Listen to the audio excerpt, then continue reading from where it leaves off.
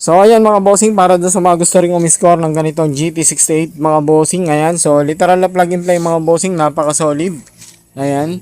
Okay. So plug and play lang siya, literal mga bossing. Bali naglagay lang tayo ng spacer dito na bearing para medyo maganda-ganda naman yung kanyang tinding. Medyo lumabas siya na konti. Ano?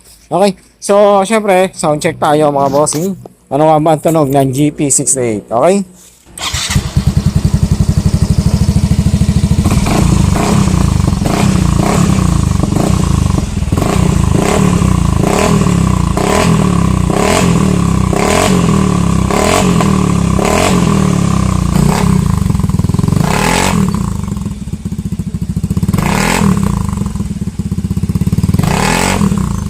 So ayun na nga mga bossing, ang sound check ng ating GT68 sa Mio i125. Kaya kung isa kayo sa mga gusto rin mag-score ng mga gantong pipe mga bossing,